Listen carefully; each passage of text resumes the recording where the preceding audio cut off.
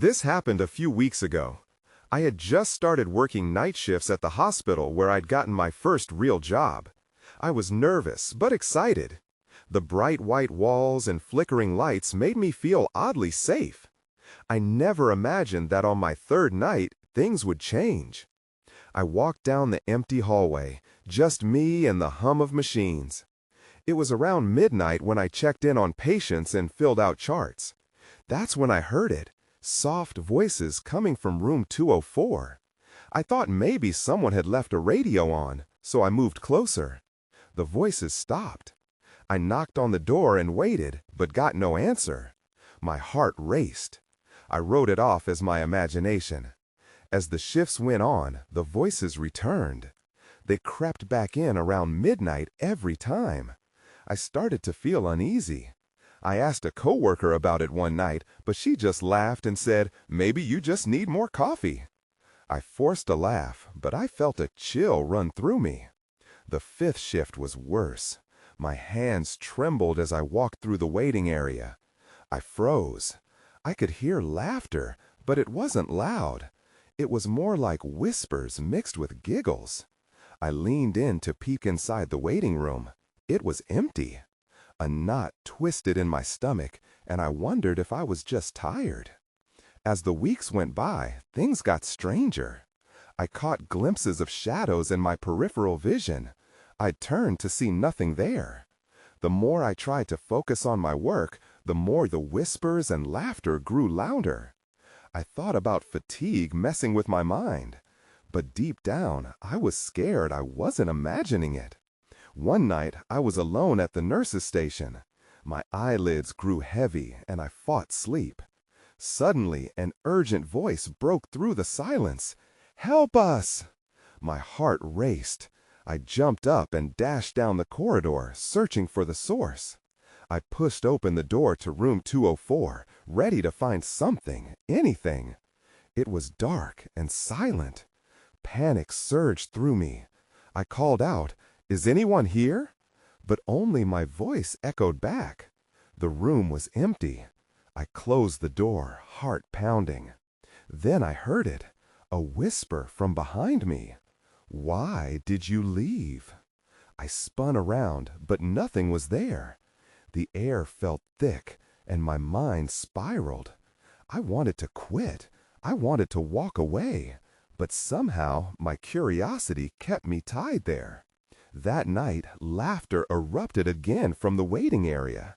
I turned, dread pooling in my stomach. What was going on? I felt trapped between the whispers and shadows. I needed to know, but part of me thought I'd be better off ignoring it. I took a deep breath and steeled myself for the next shift. I was ready to face whatever was happening. I thought I had to. I walked into the hospital that night with determination. The faint buzz of fluorescent lights filled the air, casting short shadows that danced unpredictably. I had made a decision. I was going to confront whatever was causing the whispers. As I signed in at the nurse's station, I noticed that the usual calm was replaced with an uneasy silence. I felt different too. An urgency rippled through me. My heart raced as I made my way down the hallway, determined to head towards room 204. I needed answers. When I reached the door, I paused. What if I found something terrible? I shook my head, trying to clear the thoughts. "It's just your mind playing tricks," I whispered to myself. With a firm breath, I knocked again. "Hello? Is anyone there?" Silence. Just as I began to turn away, the faintest giggle danced toward me from behind the door. My gut twisted. It was the same laughter I'd heard before. I grasped the doorknob. It felt cool against my palm. I turned it slowly and opened the door. The room was dark, and the curtains billowed slightly from a draft. The hospital bed lay empty, sheets stark white against the dimness. I stepped inside, heart pounding. "Hello?" I called again. The room swallowed my words. That's when I saw it. A glimmer in the corner caught my eye. I approached the bedside table. There lay a toy, a small, worn-out teddy bear. Its button eyes seemed to stare right at me. I felt a shiver run down my spine. I picked it up, brushing dust off its fur. Suddenly, the whispers flared up around me, louder than ever. "Help us! Help us!" The voices echoed in layers, overlapping and frantic. I dropped the bear, my pulse quickening. I stumbled backward, colliding with the bed as fear washed over me. The laughter returned, more childlike this time, as if a group of kids was playing hide and seek. Panic surged. I turned and bolted toward the door, slamming it behind me. I leaned against the door, breathing heavily. I felt crazy. Had I really just heard that? I could barely process what had happened. But the voices didn't stop.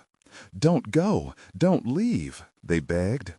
It was as if they were tethering me to this place, and I couldn't shake it off. I knew one thing for certain. I had touched something I shouldn't have. I glanced back down the hallway toward the waiting area. The shadows seemed to move, and I felt eyes watching me. I wasn't alone anymore. I spun on my heel to rush back, but as I did, a rush of air pushed against me, causing goosebumps to rise on my arms. The laughter grew louder, now filled with delight, mixed with a hint of menace. My instinct screamed for me to run, but I felt drawn back to room 204. With shaky hands, I made a decision. I would go back. I would find out what happened in that room, whether I liked it or not. I took a breath and stepped forward, each sound echoing louder with every step. That's when I noticed something. Footprints leading towards the waiting area. Tiny, distinct prints barely visible on the polished floor. They were going in the opposite direction I had just come from. I felt a chill of dread as I realized they looked like they belonged to a child. And they weren't leading away. They were heading deeper into the heart of the hospital. I hesitated for a moment. The footprints were a clear sign that whatever was happening here was not just in my head. I felt a push in my chest, an irresistible urge to follow them. My heartbeat intensified as I took a hesitant step forward. The hallway stretched out before me, dimly lit and eerily quiet. I followed the prints, each step weighing heavier than the last. I focused on the small details, the hospital smells of antiseptic and something faintly sweet in the air, the muffled beeping of machines somewhere far off. My senses were on high alert. As I approached a corner, I caught sight of a flickering light coming from a room on my right, room 206. I stopped, feeling as if the air had suddenly thickened around me. The laughter echoed again, filling my ears like a ghostly choir. "Come play with us," it beckoned, and I knew I had to see what lay inside. With a deep breath, I pushed the door open. The light inside was dim, just enough to reveal scattered medical equipment and a child's drawings taped to the wall. Crayon sketches of stick figures playing in the sun. Subtle warmth washed over me, but that sense of comfort vanished as I noticed the bed in the corner. This bed was occupied. A child lay there, tiny and frail, with tangled hair and an ashen complexion. I felt my stomach drop. He was barely breathing, but his eyes were wide open, staring into the nothingness. The whispers swirled around him, mingling between his shallow breaths. "Help us! Help him!" they cried, a chaotic chant that clawed at my insides. What happened?" I stammered, stepping closer. But instead of answers, he turned his gaze directly at me, and in that moment, I felt as if he was looking deep into my soul. I wanted to pull back, but I couldn't. It was as if a force was holding me there. "Help us, please," the child whispered, and I knelt beside his bed, my heart racing. "They won't let me go." His voice was mere air and trepidation, empty. I searched for something, anything that could explain how he ended up there. The pages of a nearby notebook caught my eye. I reached for it, my fingers trembling. Inside, drawings surfaced. Dark sketches of a shadowed figure looming over children in different rooms.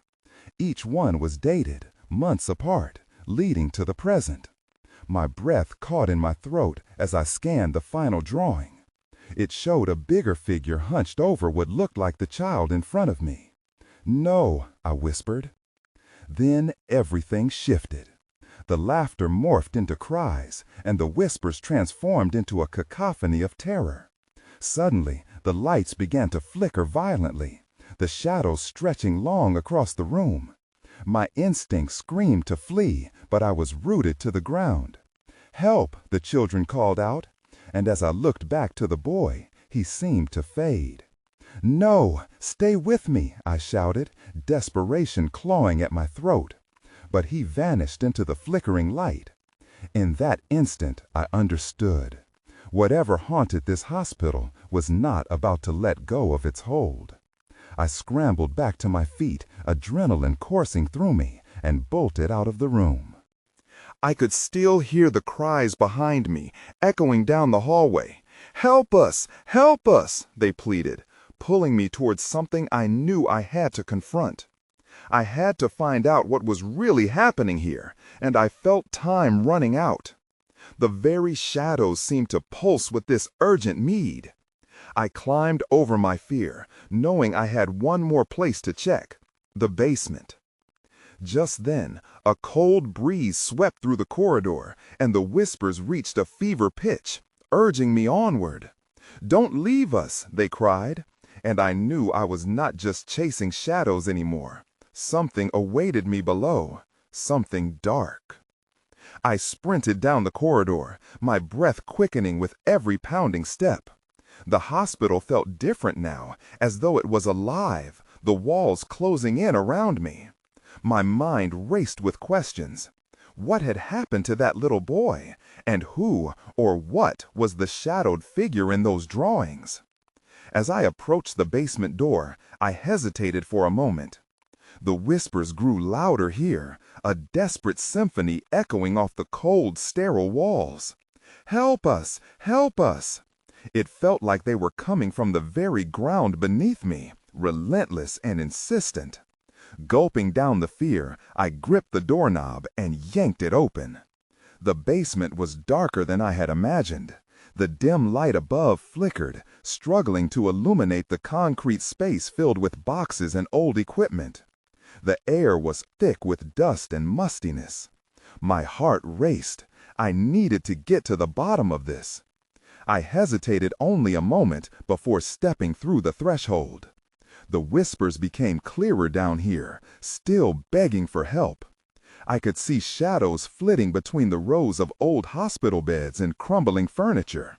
I pulled out my phone and turned on the flashlight, the beam cutting through the darkness. "Hello?" I called out, my voice sounding smaller than I intended. Silence greeted me, but the whispers kept merging, growing louder and more frantic. Panic bubbled within me, but I pushed forward, determined. As I rounded a corner, I stumbled upon something unexpected: a small play area. Plastic toys lay scattered on the floor, and a tattered rug was strewn across one corner. It felt so out of place in the grim environment of the basement. Then I noticed the walls were plastered with countless drawings, very similar to the ones I had seen in room 206. These depicted kids playing, laughing, but among them, dark figures lurked. My hands shook as I reached out, touching one of the drawings.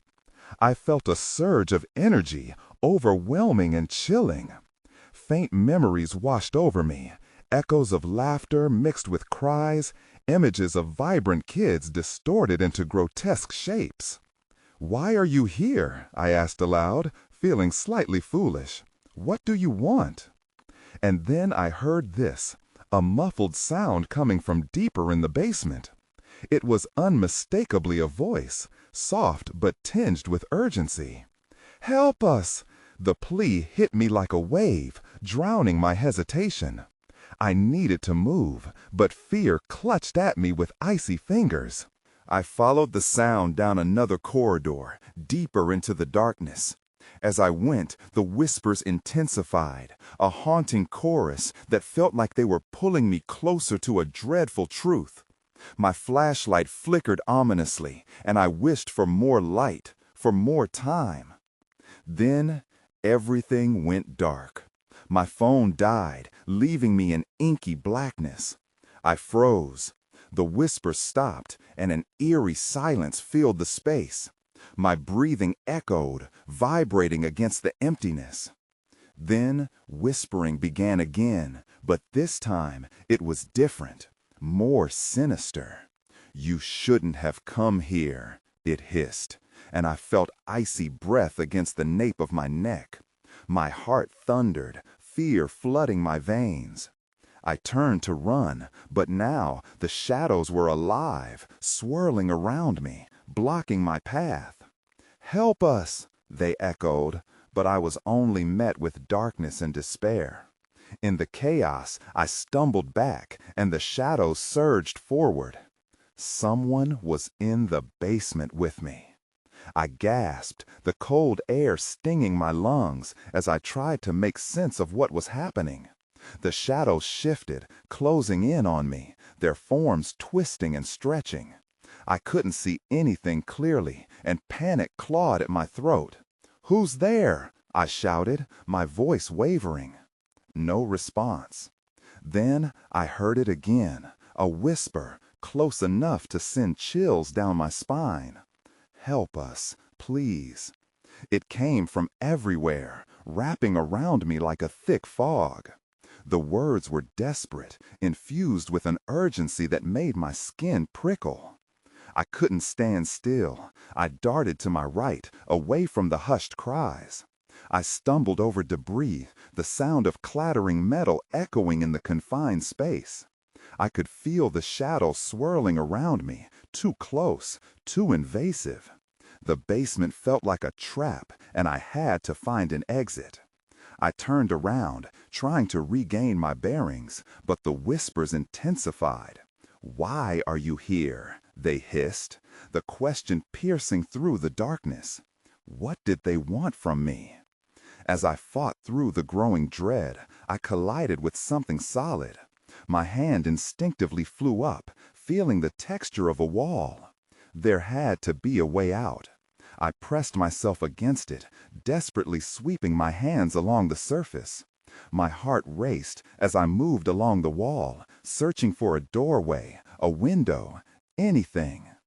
Just then, a flicker of light appeared at the far end of the basement. It was faint, but it was there. My heart leapt, and against all my better instincts, I started toward it. The whispers persisted, now sounding angry.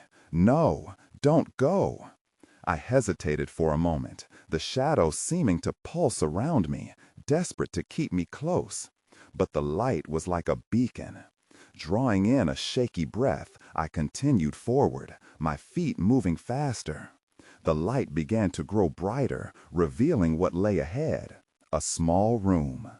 I stepped inside, and the light flickered to life completely. It was nondescript, filled with discarded medical equipment and a small desk covered in dust. But at the far end, something caught my eye. A crumpled piece of paper. I approached it slowly, the trembling in my hands making it hard to steady myself.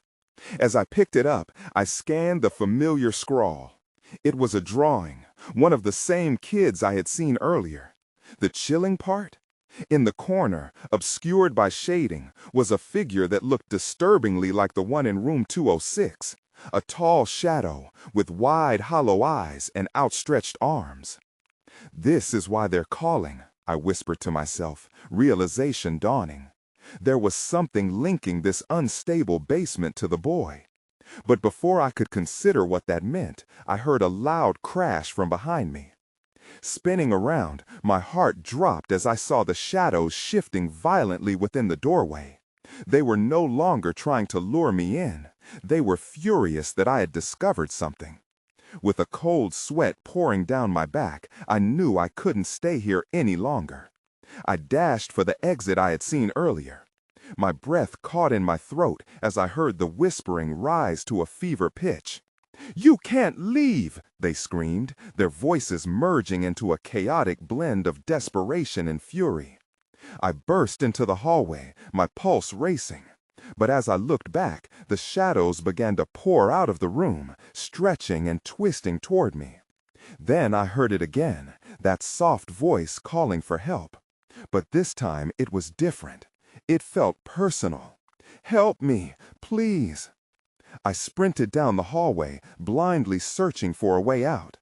The voice was sharper now, slicing through the chaos. "Help me!" It echoed off the damp walls, drawing me back even as the darkness clawed at my heels. I took a sharp turn, desperate to create distance from the shadows now spilling into the corridor. My breath came in quick, harsh gasps, and everything around me blurred as I fought to keep my mind from spiraling. "Help who?" I shouted back into the shadows.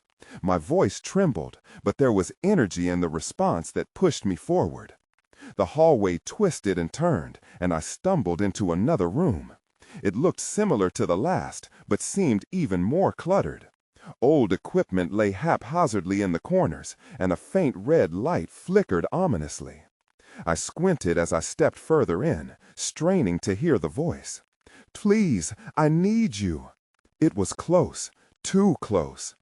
I stepped into the center of the room, scanning the space for the source, my hands clammy against the cool metal of a gurney.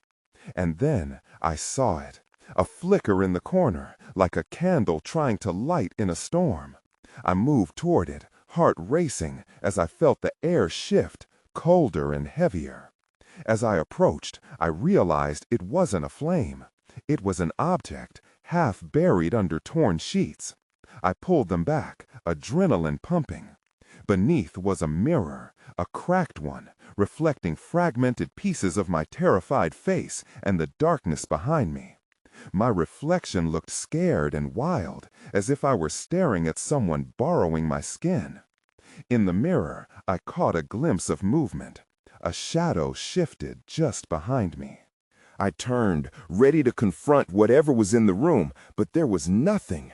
Just the empty space where the darkness had danced moments before. Then the whisper came again. "Turn around." It sent a chill racing down my spine. I hesitated, but the urgency in the voice pulled me, grounding me somehow. "Who are you? What do you want?" I asked, but the only response was silence. I glanced back at the mirror, and my heart sank. In the fractured glass, I saw something. A figure, vague and obscured, but faintly familiar. It was the boy from room 206, his hollow eyes gazing intently at me, almost pleading. "Help us," he mouthed, but no sound came through. The shadows began to swirl again, gathering at the edges of the room, no longer retreating. They coalesced, forming a mass that seemed to pulse with intent. Fear knotted in my gut. I realized I was out of time. "Please, just tell me how," I screamed, feeling like I was drowning in despair. The whispers harmonized with the shadows, a symphony of despair and rage. Then everything went dark. The shadows surged forward, enveloping me. I stumbled backward, gripping the edge of the gurney. The mirror shattered behind me, shards of glass flying, as the voice echoed louder in my mind. In that moment, I felt a sudden presence rush past, a gust of cold air and desperation. "You can't leave, not without knowing." My heart raced even faster as the room fell silent. I heard a faint sound that sent a shiver down my spine. It was a knock, but not on the walls. It came from inside the mirror, rhythmic and insistent. "Help me," the boy whispered softly, echoing in my mind. And that was when I knew. I had to do something, but I didn't know what.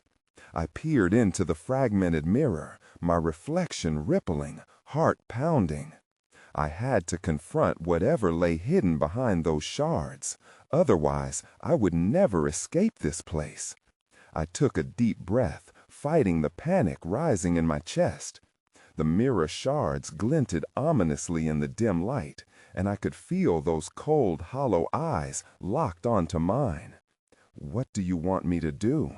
I whispered, barely able to hear my own voice over the pounding of my heart. The knock came again. "It's coming. Hurry." The urgency in the boy's voice spurred me into action. I couldn't just stand there. Reaching for the largest shard of glass, I gripped it tightly, the edges biting into my palm.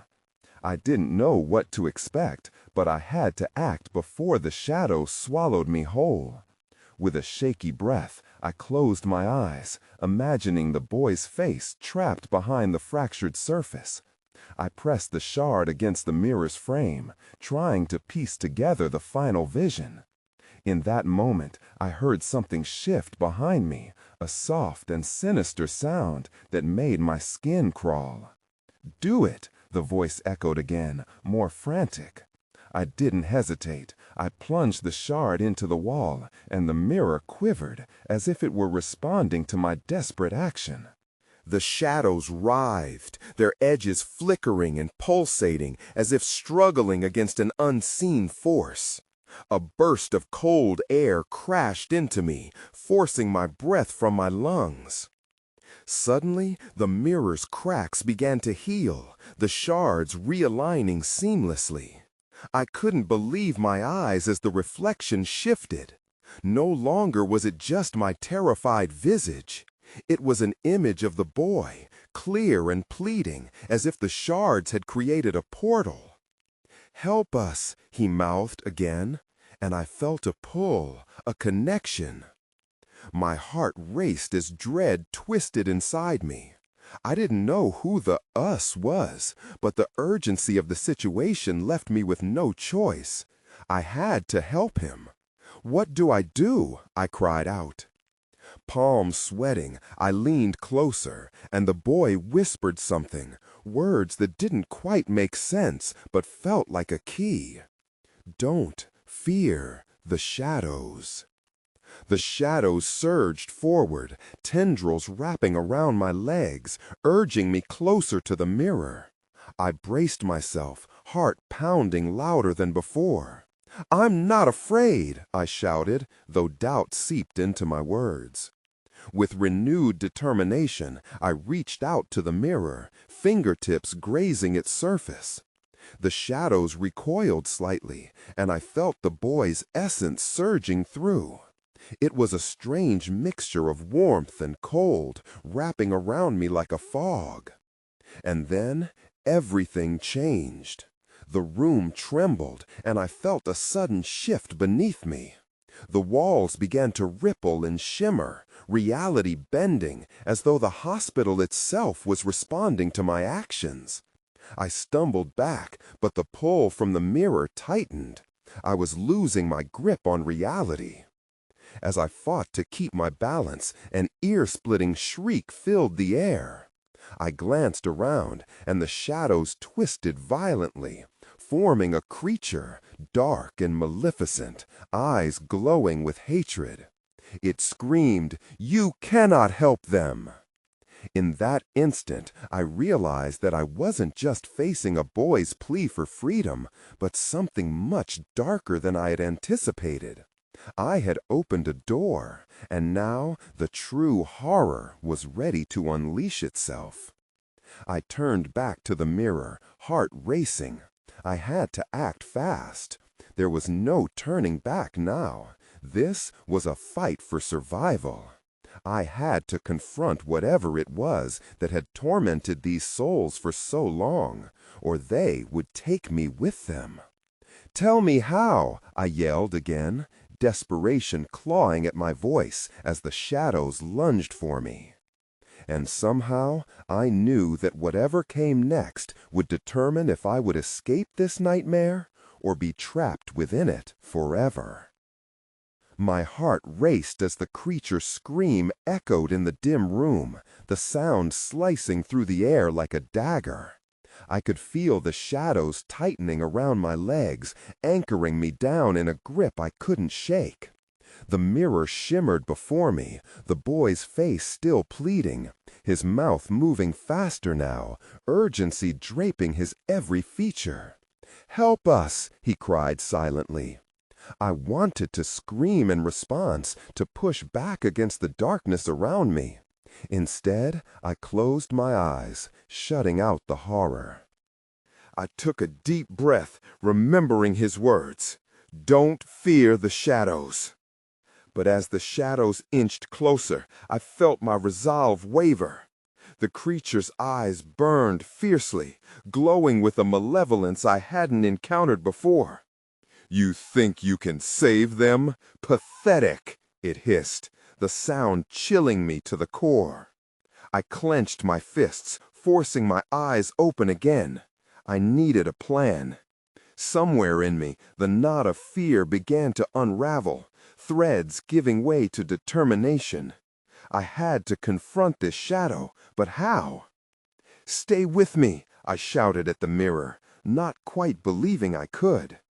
The boy's brow furrowed, and I saw a flicker of something beneath the surface. Was it hope? "Focus," he seemed to convey. I remembered that feeling I'd had when I first touched the shard, an echo of warmth and strength. The very thought ignited a spark inside me. I had to weave my own light into this fight. "Leave him alone!" I yelled at the creature, anger welling within me. I stepped forward, gripping the shard firmly, my knuckles white against the sharp edges. The shadows pulled back slightly, startled by my defiance. Suddenly, the boy's voice broke through again. "Use your fears against it." I hesitated for only a heartbeat, then gathered all my terror, the fear of being trapped, the agony of hopelessness. I envisioned it pulling away from me, like water running from my fingers. I could feel the energy shift, a warmth spreading through my body as I channeled every ounce of fear I had into the shard. With a deep breath, I thrust the shard forward, sending a pulse of light into the mirror. The shadows shrieked in unison, a cacophony of rage that reverberated around me, but I held steady. That's when I saw it. The reflection wasn't just of the boy anymore. It was a tapestry of faces, lost souls twisted within, begging for release. I recognized some, flickers of lives once lived that had not moved on. I realized I had to do more than confront the creature. I had to help each of them. "Release them!" I cried, voice cracking as I felt the weight of their misery pressing down on me. The creature lunged, but I stood my ground. "You don't own them. They have a right to be free." At that moment, I could feel the shadow hesitating, momentarily caught off guard by my conviction. The temperature in the room plummeted, the shadows wrapping around me in a final attempt to pull me close. I fought against it, desperation fueling me. Then everything went dark. The shadows converged, and I felt myself being drawn into the depths of the mirror, a place where light barely penetrated, and the faces of the lost twisted in agony. I reached for the boy, holding on to a thread of hope. "We can do this together!" I shouted, but the darkness was swallowing my voice whole. Just as I felt myself slipping away, a blinding light erupted from the shard, and for the first time, the shadows shrieked in fear. They recoiled, spreading apart, fracturing like glass, each piece revealing a glimpse of freedom. And in that moment of chaos, I knew something crucial. I couldn't do this alone. Above all else, I needed to know who the boy was and why he and the others were trapped. As the shadows writhed and pleaded, I held on to my resolve, ready to face whatever lay beyond the mirror. But was I strong enough to guide them all to freedom? The light from the shard pulsed around me like a heartbeat, illuminating the dark expanse beyond the mirror. My vision struggled to adjust, but clarity returned as I stepped through the shimmering threshold. I stumbled slightly, caught off guard by a force that pushed against me like a gust of wind. I was no longer just in my room. I was somewhere else entirely. The shadows shifted, swirling like smoke, but the faces I had glimpsed before remained. They hung in the air, flickering between desperation and anger. "Where are we?" I asked, voice trembling. It felt like talking in a dream, my words hanging in the stillness. The boy's face appeared again, more defined this time. There was something in his eyes, a mix of fear and longing. "This place is a prison," he replied, stepping closer. "It feeds on our fear, our pain. But the light you brought," he motioned to the shard, "it can help us." Fear crept back into my heart, heavy like a stone. "How? I don't know what to do." "You already know," he said softly. "You fought the shadows. You can get us out." Just then, the creature emerged from the darkness, sharper and more menacing than before. Its eyes glowed with fury, and the air thickened as if I had breathed in something toxic. "You think you can save them? They belong to me!" it shrieked, echoing in the space like thunder. I took a step back, but the boy placed a hand on my shoulder. "Don't let it scare you. Remember, confront your fears." I closed my eyes briefly, steadied my breath, and felt the shard's warmth against my skin, the pulse of light reminding me I wasn't powerless. The creature lunged, but I raised the shard high, summoning every ounce of courage. "I will not let you take them," I shouted, a defiance burning within me. The shadows shrieked, swirling and writhing, as the creature faltered. I focused on the faces trapped in the dark. They were not merely lost souls. They had histories, stories woven into the fabric of the shadow realm. I could not ignore their longing or their pain. "Tell me your names," I shouted. A new energy surged through me as they began to speak in whispers, each name echoing like a fragile lifeline. "I will set you free," I declared, my voice firm despite the creature's snarls. Names filled the air, a chant resounding through the void. I could feel the shard vibrating, pulling at the shadows. They shrank back, the creature twisting in rage, its form becoming less solid. "Stop! You're making a mistake!" it howled, trying to regain control. But I was already pushing the light forward. "I release you! Be free!" Suddenly, the mirror glowed brighter, the names swirling around me like a storm. Each face began to shimmer, becoming clearer as the creature's grip weakened. I saw them, men and women, children lost in time. Each one a lifeline connecting back to the world. But then I hesitated. What if they pull me in with them, I thought. The boy looked straight at me, reading my fear. "Trust us, we all want to be free," he urged. Everything felt like it was crashing around me, like I was about to lose everything I had fought for. But as I clutched the shard tightly, I made my decision. I had to trust them, trust in the light we were creating together. A surge of energy blasted from the shard, blasting away the shadows. I felt the world brighten, and the creature howled in despair. Then in the chaos, something else caught my attention. A dark shape shifted behind the creature, lurking and waiting. An uneasy feeling washed over me. I hadn't just fought one shadow. Something much worse was hiding in the darkness, waiting for the perfect moment to strike. What else is down here? I wondered, heart racing as I prepared for whatever lay ahead. The shadows writhed in a chaotic frenzy, their forms twisting and contorting as the agony of their entrapment leaked into the air. Each name, each face I had conjured, radiated strength that pulsed through my fingers, creating a barrier against the darkness. The boy stood beside me, unwavering, a beacon of hope amidst the encroaching threat. "Keep going," he urged, his voice barely audible above the tumult. "You're breaking their hold." I understood now. This was not just a battle against the creature born of despair. It was an opportunity to unravel the very fabric of fear that bound us all. Lifting the shard higher, I felt an unexpected heat emanating from it, illuminating the darkness with a fierce glow. "Together," I shouted, the word ringing through the void, igniting a potent sense of unity amongst the trapped souls around me. "Your freedom is close." The creature's facade flickered, revealing glimpses of vulnerability as I continued to chant the names, my voice echoing like thunder. Elena, Marcus, Jonah. I felt their acceptance surge back to me, an urgent collective sigh of relief swallowing their fears and the weight I had carried.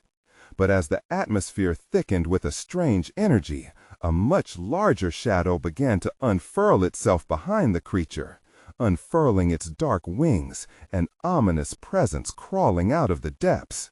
"What is that?" I gasped, caught between terror and a strange urgency. "It's the one who controls them," the boy whispered, eyes wide, a flood of memories washing through him as he gestured toward the figure. It seemed to absorb the shadows around it, feeding off their despair, growing grander and darker. "You have to confront it. We can't be free until it's gone." Confront it? Panic surged within me. How could I confront something so overwhelming it seemed to sizzle with rage? "I can help," the boy assured, stepping closer, drawing upon the fractal light of our makeshift barrier. "But you have to focus, channel the light, let it guide you." I closed my eyes for a brief moment, grounding myself once more in that radiating warmth. I held tightly onto the shard, gathering every ounce of courage. And then I opened my eyes, locking sight with the creature now fully formed behind the first, the very embodiment of despair.